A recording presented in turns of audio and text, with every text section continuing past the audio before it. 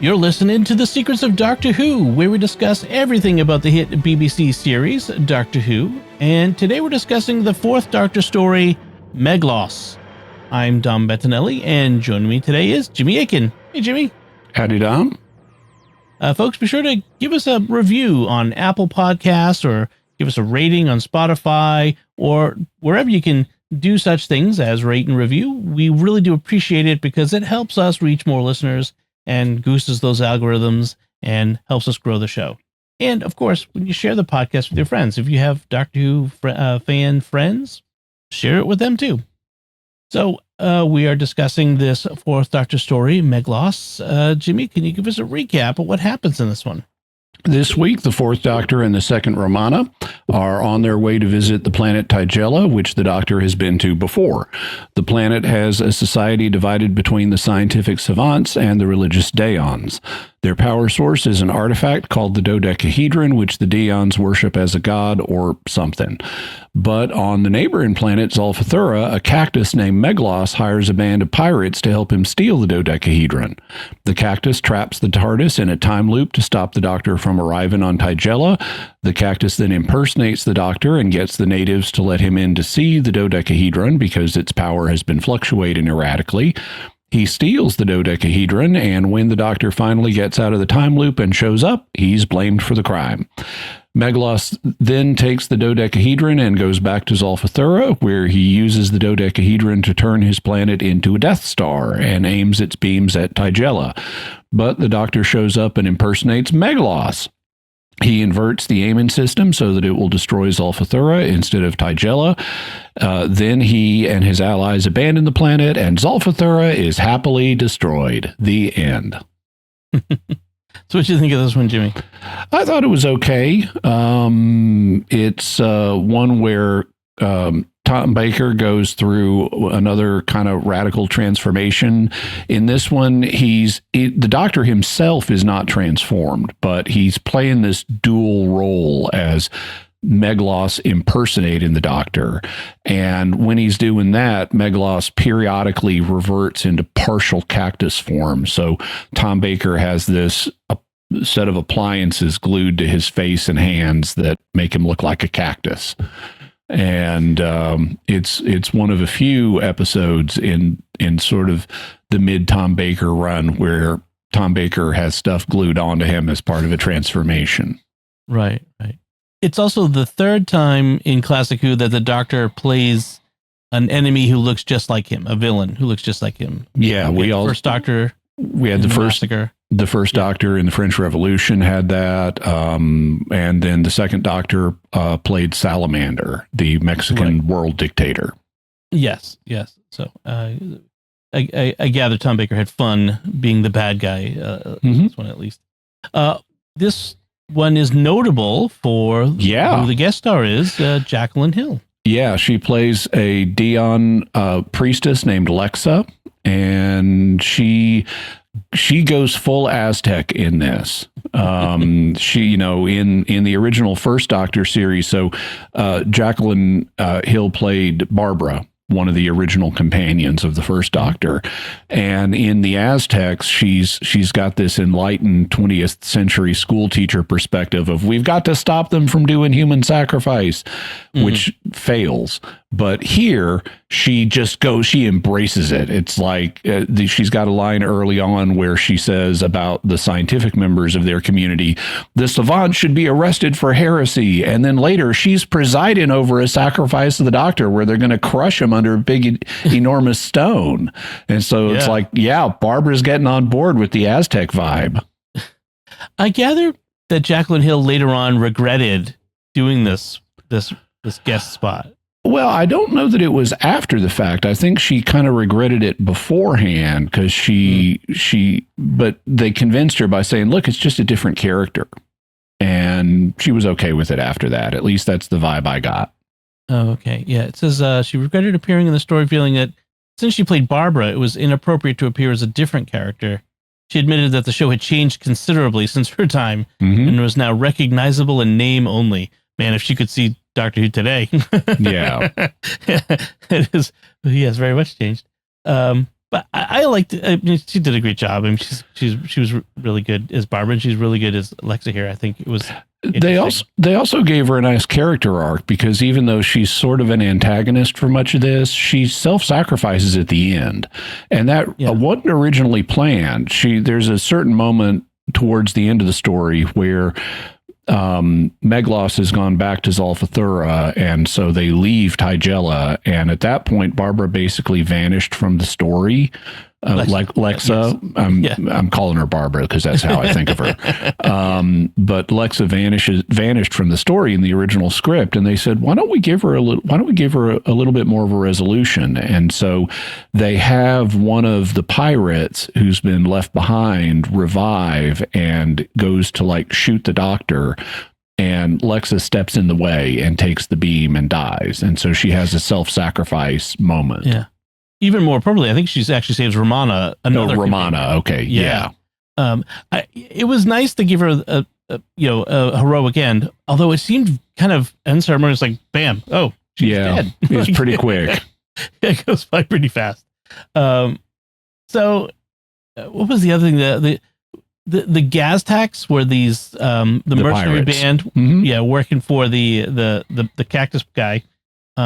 I want to get to the Cactus guy in a second, but the gas tax, they were interesting. They were kind of I forget where I saw it described, kind of like a cross between the Mongol horde and Renaissance warriors. I have in my notes, because they come out, they're bringing Meglos, a 20th century human in a business suit, so he can take over his body and impersonate humans. Mm-hmm. And as soon as they walk out on the surface of Zolfathura, I have in my notes, Mongols plus guy in business suit. and I like the human. He doesn't get a name in this. He does in the print media, like in the novelization of this, he gets a name. It's Jeffrey Johnson or something like that. So it's a pretty bland name, but he's just unnamed in this, and he's this meek little guy, but he's got his own heroic arc because he periodically struggles against Meglos and reappears, and you have sort of him and the cactified Tom Baker, who looks like a Vinvaci, struggling for control of this physical form, and in the end he wins. He beats Meglos for control of the body, and he gets his own form back, and the doctor's going to take him back to Earth, and he says that he's going to be in trouble because he's going to be later than his wife expects him, and so you get the sense he's a little henpecked or something. But the doctor says, don't worry, we got a time machine, we'll get you back before you left. But I just love this character, and he doesn't even have a name, and I think that's part of his charm. He's just this meek little 20th century businessman guy, but he's got his own heroic arc. Yeah, but he saves the day as part of the team, but he does help save the day. One of the things that I noticed about this is I was fascinated on Tigella by the two sects. You have the science sect, the savants, and the religious sect, the Daons. And their leader, Zastor, who the doctor knows, is kind of in the middle. He's not really a savant. He's not really a Daon. And he and Lexa, or Barbara, they don't wear the standard uniforms of the two groups, but the savants all wear these shiny Romulan looking uniforms, and they're all wearing blonde wigs. They look like Selah from Star Trek: The Next Generation, Denise Crosby's character. They also remind me of the characters on the moon in the British TV series UFO, except their wigs were purple. Yeah. But it's part of their uniform. They're all wearing these blonde wigs and with severe widow's peaks. And the Daons, for their part, they all look like Q, because they're all wearing these red robes with these black hoods with the face cut out. And it's like, okay, you look like Q when he was being a 22nd century or 21st century judge or something like that. And so you've got the Denise Crosbys versus the Qs. Now, this came out in 1980 before TNG. Yeah. But it's after Star Wars, which means the whole Death Star thing could have been inspired by Star Wars. Let's put it that way. Yeah, that's interesting. So one of the tropes of this one is we're still carrying over from previously when K9 took a bath in the ocean, and he's inoperative at the beginning of this. I did find it funny. The Doctor's fixing K9, but he gets distracted where Romana tells him they're near the planet Tigella, and she just pleads with him at one point, can't we just do one thing at a time? And I'm like, oh, squirrel, ADHD. The doctor's totally ADHD, at least at this point with the fourth Doctor. I thought that was kind of funny.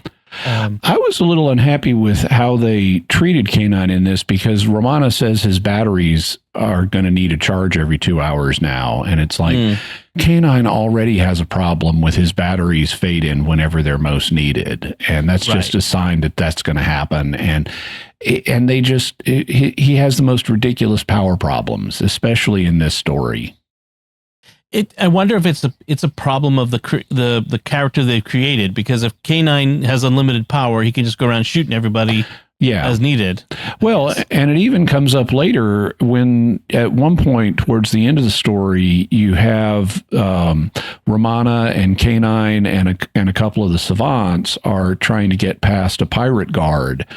And one of the savants, like picks up a rock to smash the pirate guard over the head.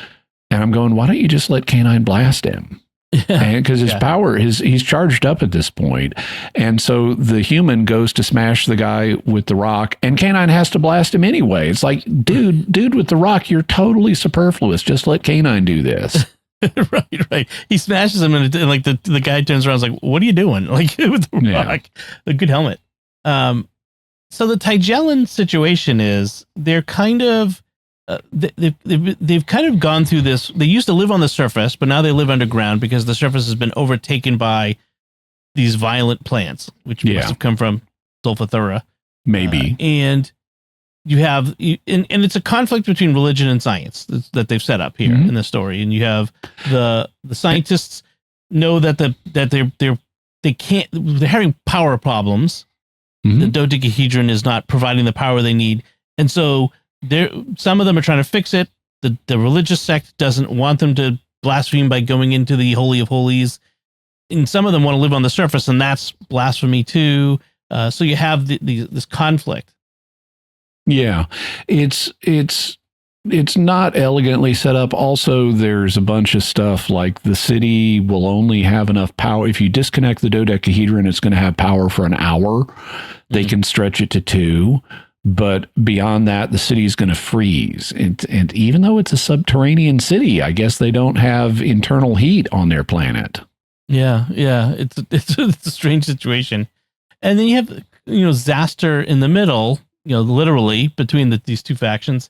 And his solution is to rely on the Doctor, which is apparently what Meglos is relying on. So Meglos has apparently set up this situation so that they will call the Doctor and he will come in the Doctor's place. It's a very elaborate plot that Meglos has set in motion. I know there's a lot that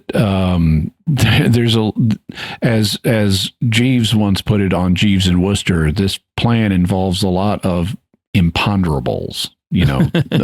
Things that could go wrong. But in his favor, I guess Meglos has the ability to monitor what the Doctor's doing in the TARDIS. He's got a monitor, and he just watches what the Doctor's doing in the TARDIS, and it's like, okay, somehow he's penetrated TARDIS security, no matter where the TARDIS is in space and time, apparently. And so he knows what the Doctor's doing, and then he has the ability to put the TARDIS into this time loop, which they call a chronic hysteresis, which actually makes a bit of sense. A hysteresis is, in this context, in science, it involves the lag between cause and effect.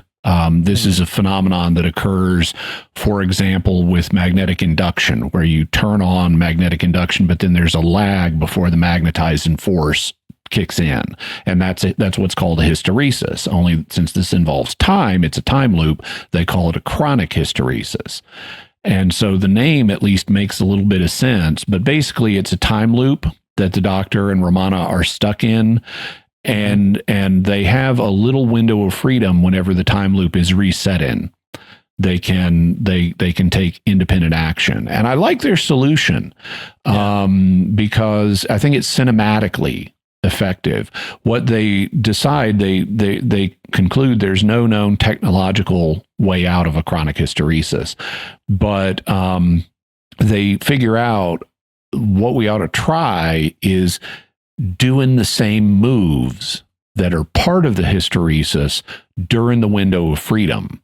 And that will get the moves out of phase with each other and disrupt the time loop, which is what ends up happening. And I thought it was cinematically effective as a way out of the time loop. I don't know that this would really get you out of a time loop in real life, but in cinematic terms, I thought it was an effective way of disrupting it.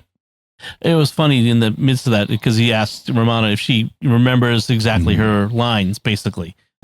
Which is a funny, fourth wall little knock knock because they're actors. Of course, they remember their lines exactly. Yeah. But then it also turns out that, George Morris is the name of the human in the print media. Yeah. But then it turns out that the Doctor is the one who has trouble remembering what he's supposed to do. And Romana remembers exactly what she's supposed to do. And she has to prompt him for the next thing. Yeah. Yeah. The two head pirates are kind of fun too, by the way, in this. General Grugger is played by Bill Fraser, who's a well-known character actor, who apparently agreed to take the role only if he could kick K9 on screen, which he does at one point. And then the second in command of the pirates is called Brotadak, which is an anagram of bad actor. Yeah. In joke from the production team. Probably not a commentary on the actor himself, but hopefully. And I like how he, the second in command, is obsessed with the Doctor's coat.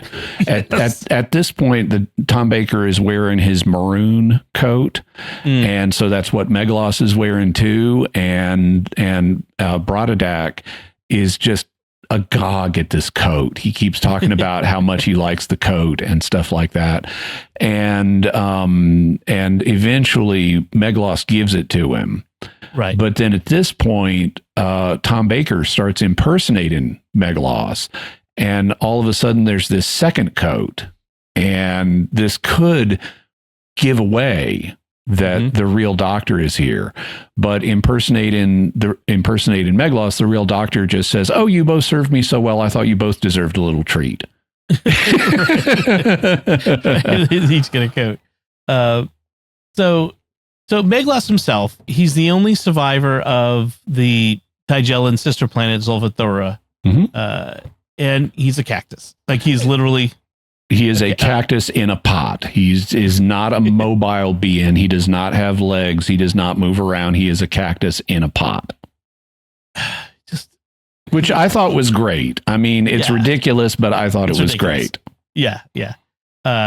And it hired them to get this Earthling to impersonate a Gallifreyan. They didn't get a Gallifreyan. Okay, whatever. That's fine. Just wave your hand at it like we usually do with the Doctor.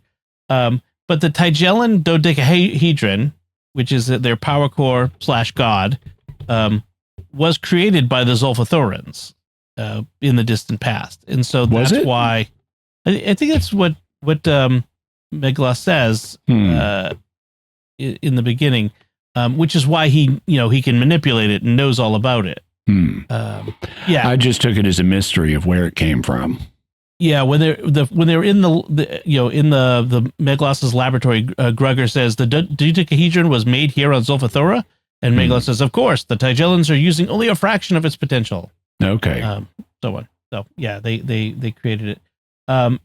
And Gregor, from the beginning, of course, he keeps trying to betray Meglos, and of course Meglos is onto him about it, and because villains are always, there's no honor among thieves, and et cetera, et cetera. So that's a standard.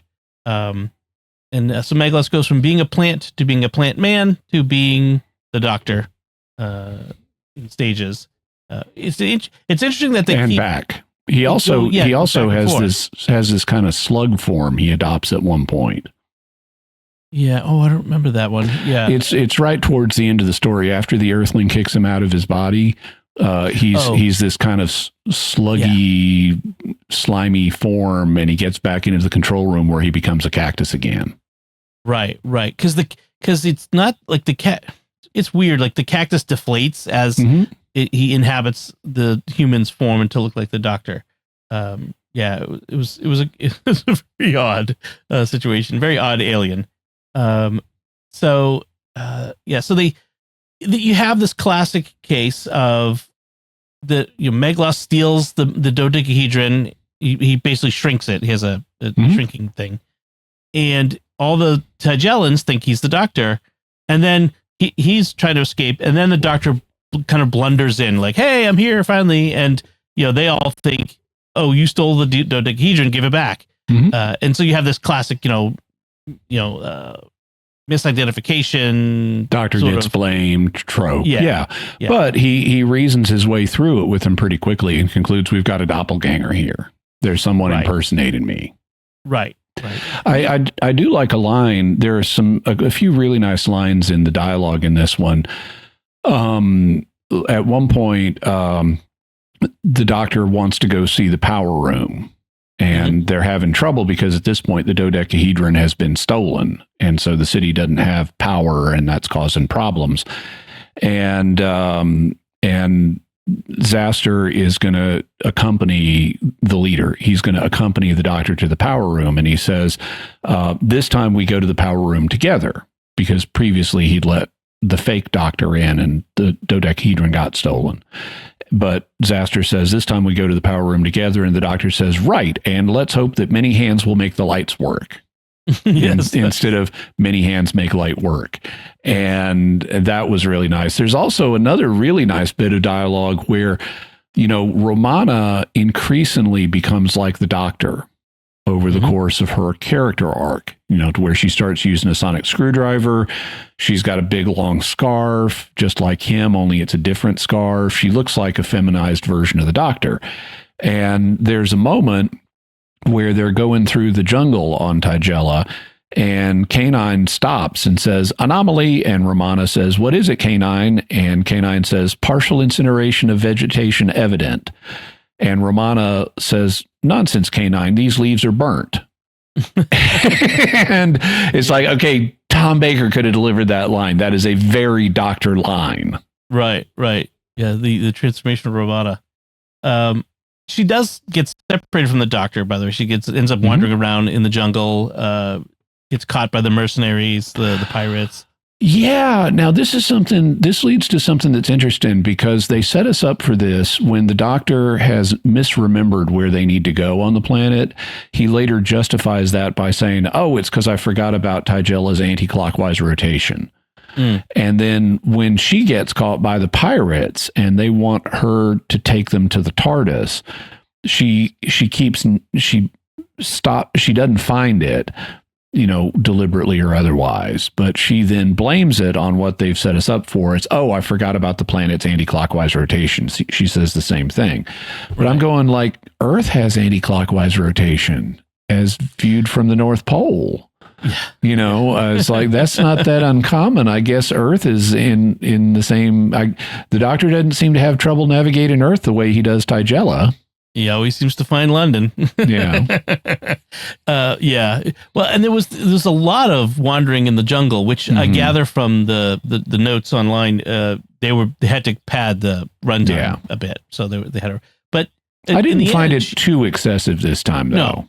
No. And in the end, what she's doing is leading them to the same grove of carnivorous plants that she got caught in briefly, that she had to be rescued from, which was a nice little trick on the mercenaries. Meanwhile, Lexa, the priestess, carries out a coup. She's in the midst of all this very brief coup. Yes, she didn't stay in power long. Right, but she does it believing that their god Tai will return the dodecahedron if all the non-believers are purged to the surface, so all the savants and etc., where the plants will kill them.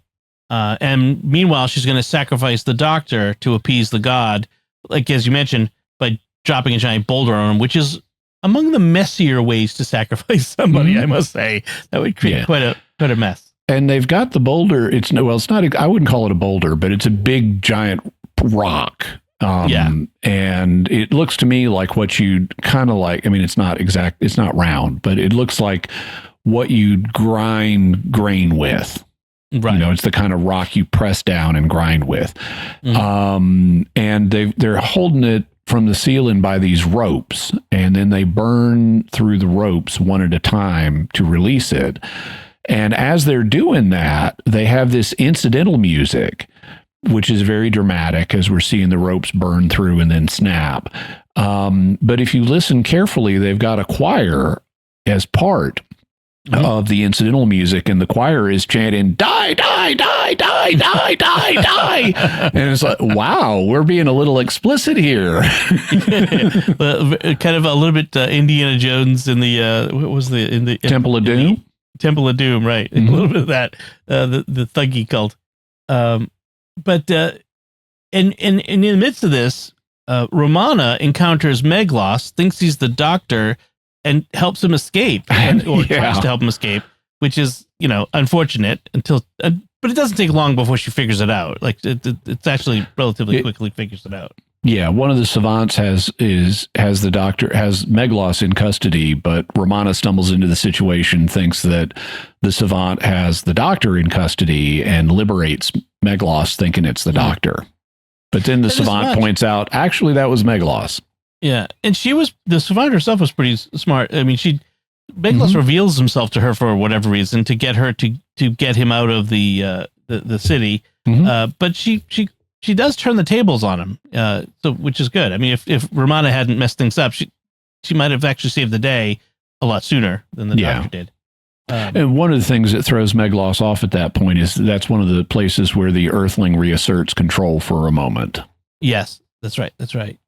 And so, eventually Meglos and the pirates, they get back to Zolfathora, and there are the screens of Zolfathora, which is kind of used as sort of like a known place, like Romana. And the screens of Zolfathora. So apparently it's a thing, but there are these big pentagons, that are just all kind of spaced together, and apparently the power of the dodecahedron can be concentrated using these screens on any point in the galaxy to destroy it. Yeah. And so their first test will be on Tigella, to destroy Tigella. There's a funny bit with one of the screens where the doctor he's decided he's going to impersonate Meglos.